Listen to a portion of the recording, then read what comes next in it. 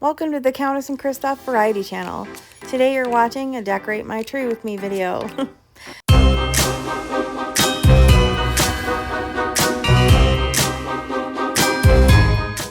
Well, make sure you pull down all those branches and fluff them out so that your tree looks as full and as good as possible before you add any of those decorations.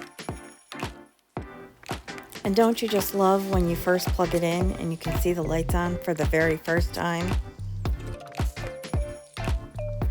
The first things I'm going to be putting on our tree are these handmade bows made with wire edge ribbon. I'm just going to put them where they look the best and fill in some of the bigger gaps. Our tree is older, so it is prone to gapping. I've got 3 different designs of ribbon because each of my spools only had about 3 yards and they only made 2 bows each. Now you will notice the ribbons I used were all Halloween themed. The next ornaments I'm going to be putting on are those Victorian top hats and ladies hats that we made in previous video, and I'll link that down below. I'm starting with these because these are kind of our bigger ornaments in the tree. I always like to start with my bigger ones and then fill in with smaller ones as I go on. And don't forget to put some ornaments on the back side of your tree too. Just because it's up against the wall doesn't mean it should be naked.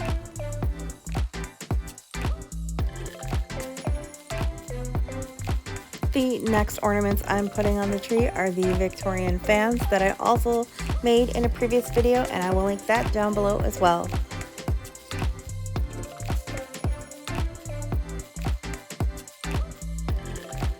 These were a great addition to our tree because they added more of the blue color that we wanted to bring in to match our home decor.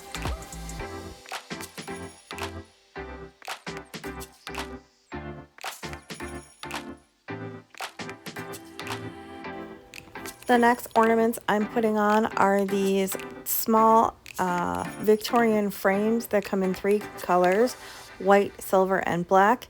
I just put some wildlife photos in them and put some hangers on the back.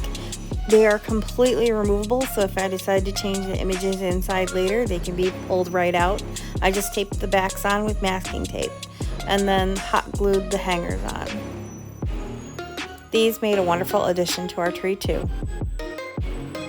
I chose to put wildlife images in all of these to kind of add a natural theme to our tree.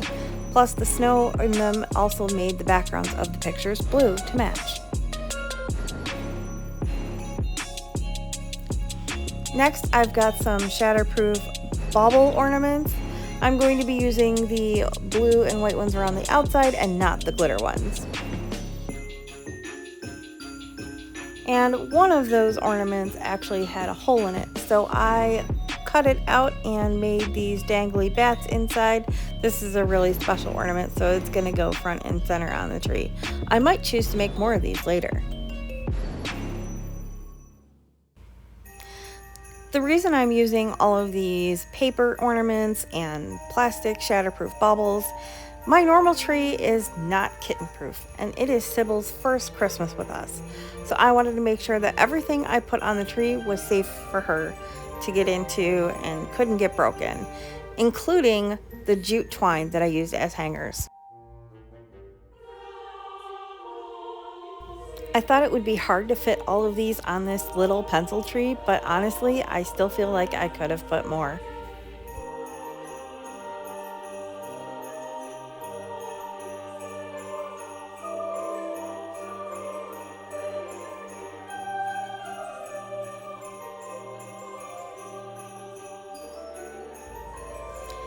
And the final touch to our tree are going to be these white icicles. Now these I did wire into place so that she couldn't pull them off. I feel like these were the perfect finishing touch to make the tree really sparkle. It added that extra element of winter frostiness that I really just love for the holiday season. I'm so pleased with how our tree turned out, and I am so thrilled that I spent the time to make all of these pieces and decorate the tree with them. I love the finished product, don't you? And now I'll take you in for a closer look.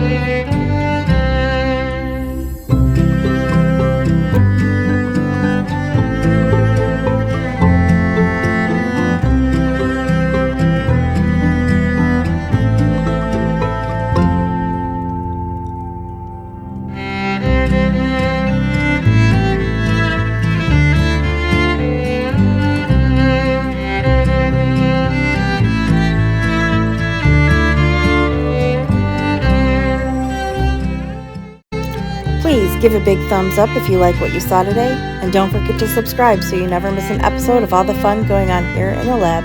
Thanks and goodbye.